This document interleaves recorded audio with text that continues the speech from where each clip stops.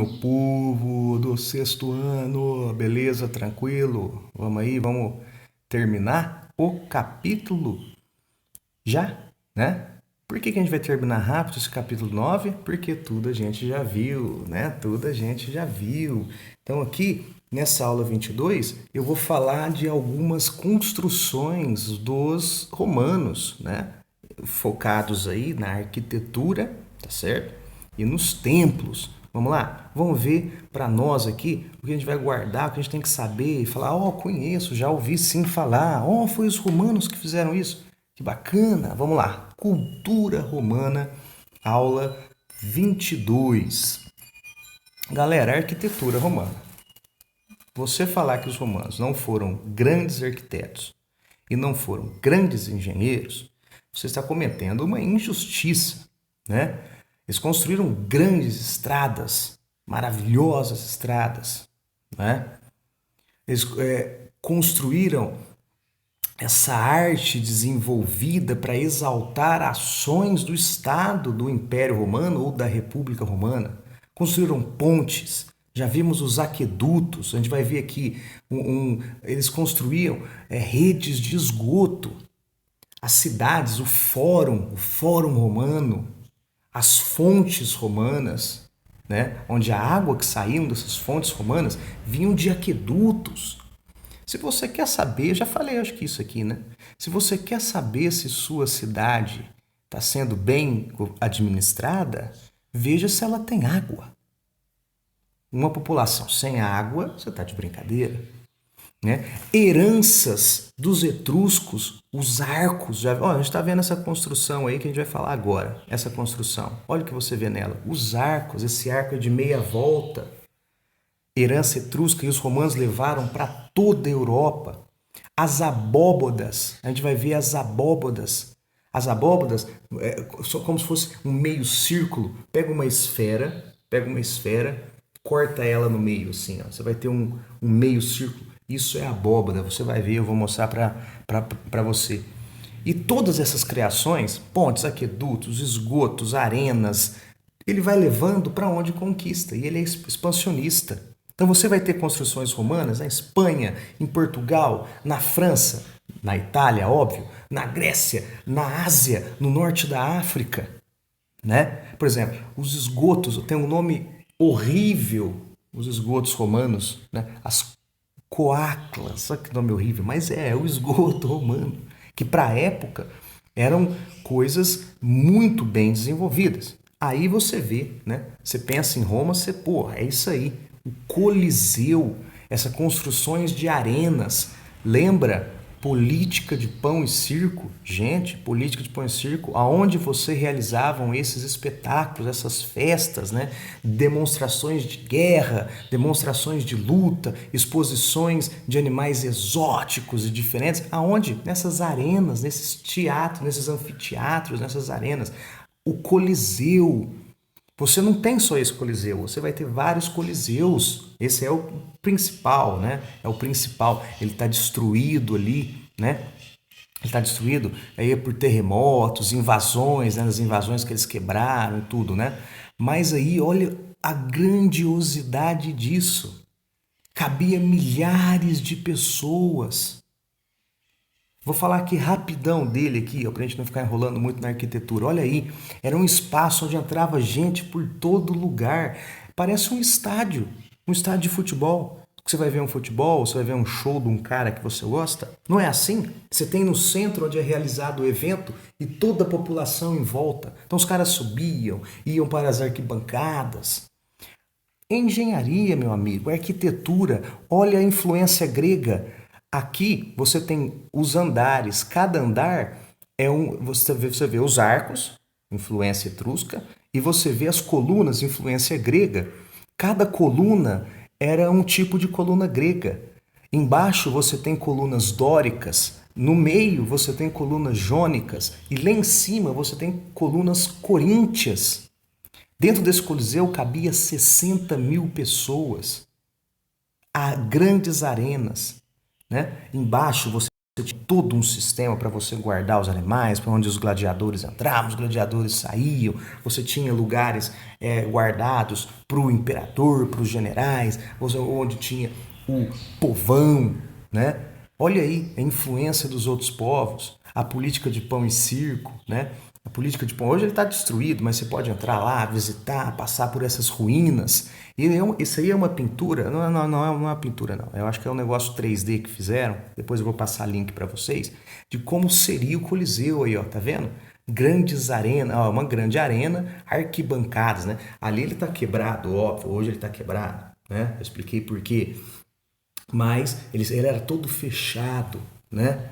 Olha só, você tinha essas cidades planejadas, as cidades romanas eram planejadas em ruas, em praças, em blocos, né? Você tinha essas construções romanas, você tinha um fórum, você tinha um templo, você tinha o Coliseu, você tinha aí, que eu vou falar outros exemplos aí, de outros exemplos de arquitetura, os aquedutos. Os aquedutos a gente já viu, né? Mas os aquedutos ligavam a regiões, né, que traziam água, né, de regiões mais altas. A água passava pelo espaço ali de cima, chegava em um lugar onde distribuía a água para a fonte, ou para casas, ou para prédios públicos.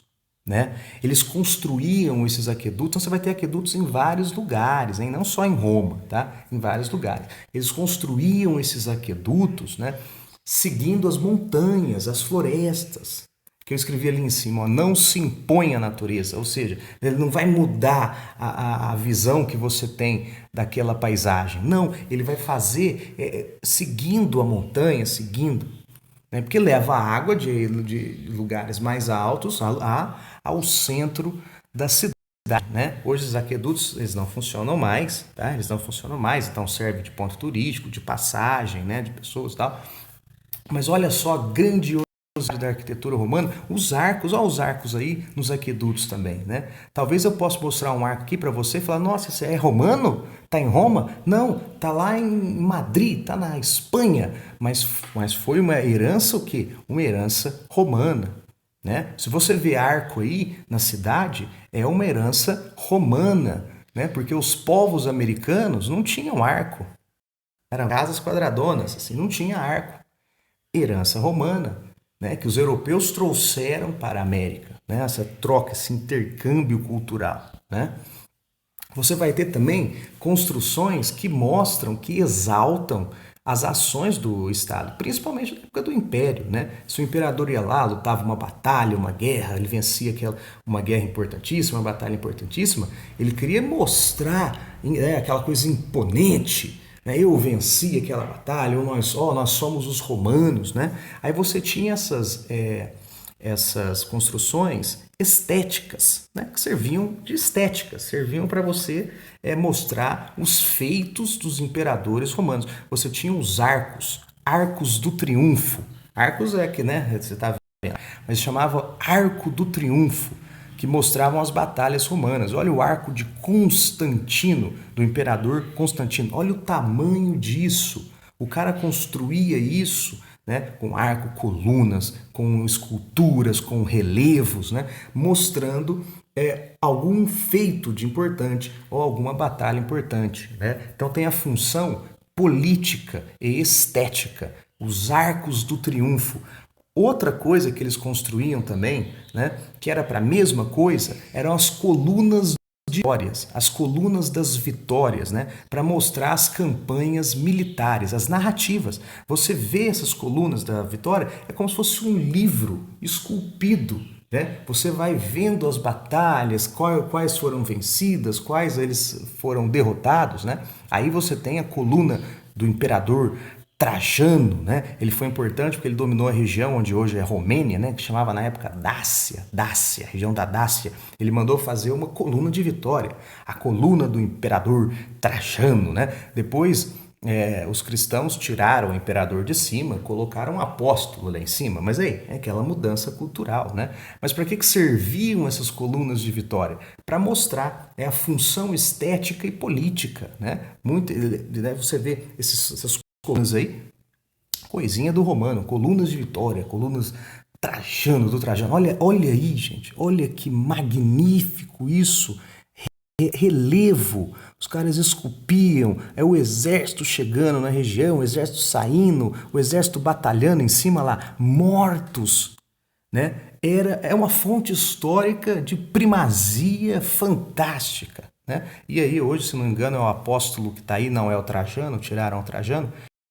Posso estar errado. Eu não sei, o apóstolo São Pedro ou São Paulo. Não vou lembrar. Não vou lembrar. Mas enfim, tá lá, tá lá.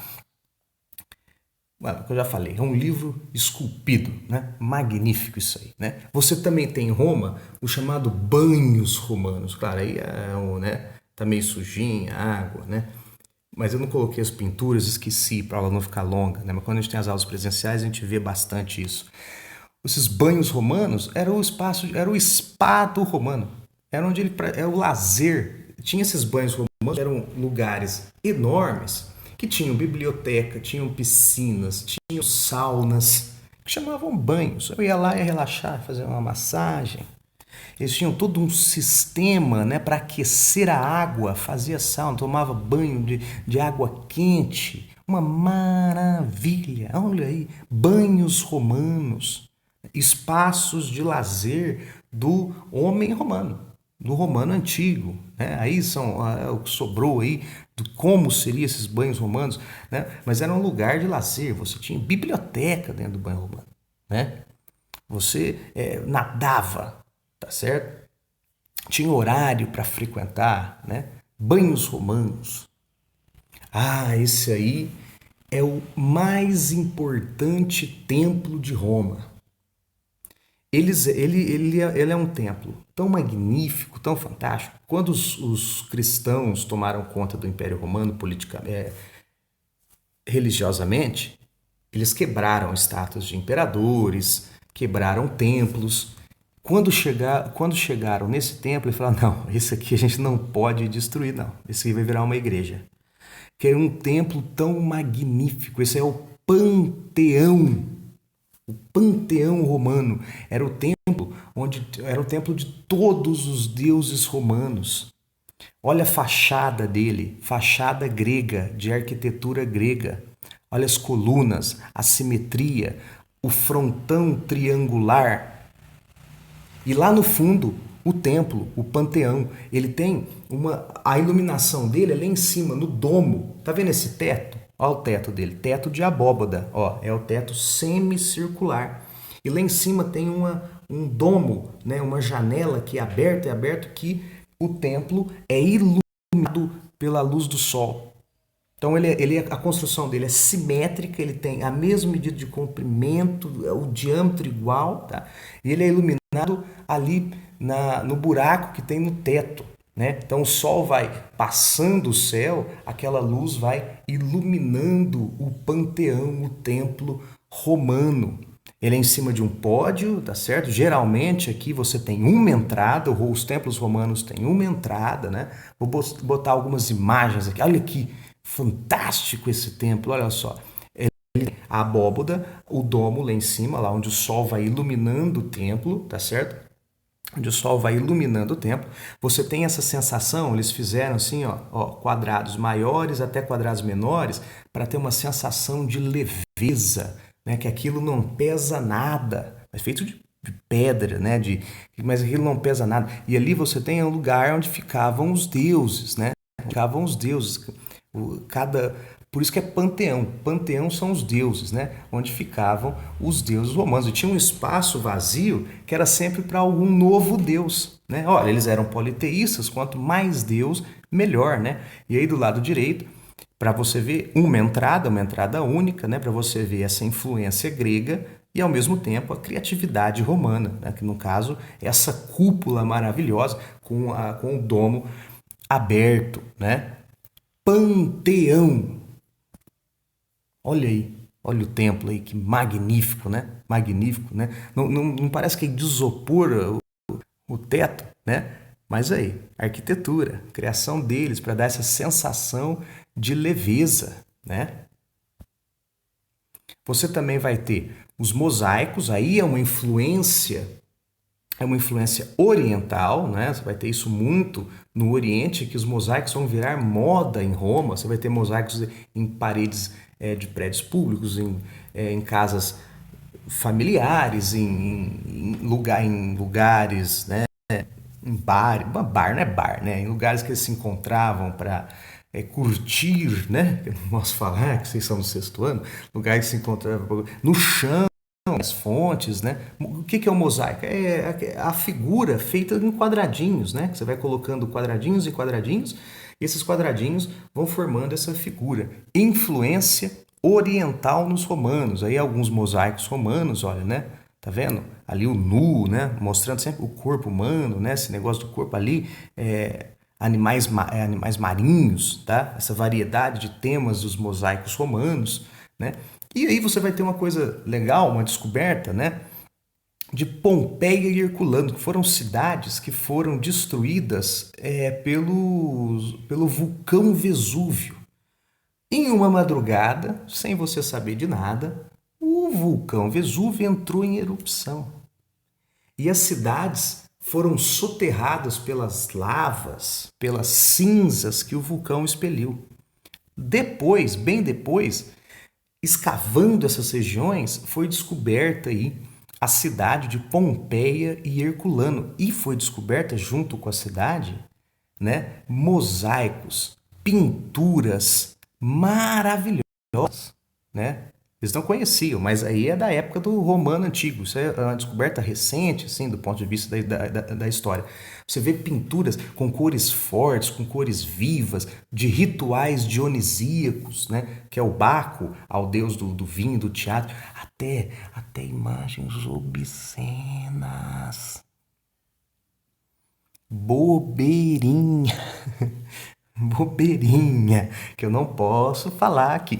Mas você viu mais Bobeirinha, cidades de Pompeia e Herculano, que foram aí os restos da cidade, porque elas foram destruídas pela erupção do vulcão Vesúvio, tá certo? E você pode ir lá visitar os restos de Pompeia e Herculano. Então, por exemplo, a pessoa estava dormindo, né, ou fazendo alguma coisa, ela virou uma estátua, né? A lava vai ali, derrete a cinza, ela petrifica e você tem os restos mortais ainda dos romanos antigos de Pompeia e Herculano. Essa descoberta foi muito famosa na época, né? Que todo mundo depois começou a se apaixonar novamente pela cultura romana, né? Mas se você for lá, você paga um ingressinho, você visita essas pinturas, esses mosaicos e você vê o resto os restos mortais dos romanos de Pompeia e de Herculano. Vou colocar aqui, não se choquem com essa imagem, mas é a imagem que você coloca na internet e você descobre, tá bom? Olha lá, tá todos esses corpos expostos hoje, olha lá, pessoas dormindo, fazendo algum tipo de atividade, mortos, ali, restos mortais do vulcão, crianças, homens, mulheres, né? Tá todos expostos esses corpos hoje, você pode passear lá e ver, né, isso. Vou passar rápido aqui para não ficar isso, tá? Mas aí, o lugar mais famoso, a Vila dos Mistérios de Pompeia, que você vai ver essas pinturas, né, de rituais religiosos com dançarinas, né, para os deuses. Bom, e você vai sempre lembrar, não é, da literatura romana, principal poeta, né, Virgílio, a Eneida, que eu contei lá na origem de Roma, a língua oficial do Império Romano, que foi o latim, tá? Depois, a mistura do latim com as línguas germânicas formaram as línguas latinas, né?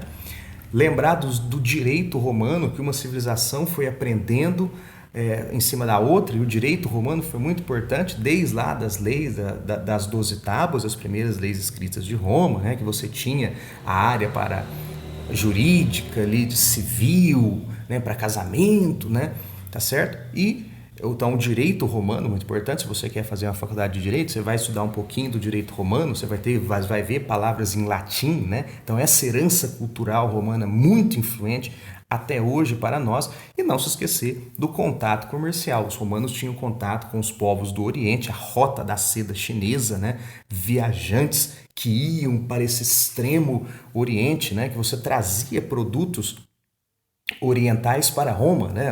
A seda, o vidro, né? A seda, o vidro, as cortinas, tecidos, né? Porcelanas. Você tem esse contato. O mundo não é só aquilo, né? Claro, o romano se achava o centro do mundo, mas o mundo não era só aquilo, né? Ele tinha contatos comerciais também, né? Até depois que ele domina Cartago, com todo o Mediterrâneo, né? Com todo o Mediterrâneo, e através ali da Fenícia, de Constantinopla, com o resto do Oriente, beleza? Então, nossa aulinha é essa, não ficar longa. Muita coisa a gente já viu, citei alguns pontos importantes, né, da arquitetura romana, tá? da arquitetura e da engenharia romana. E algumas curiosidades para vocês, que foi Pompeia e Herculano. Né? Então, é uma revisão com alguns pontos importantes novos para a gente recordar. Qualquer dúvida, no plantão de dúvidas, muito obrigado. Abraço!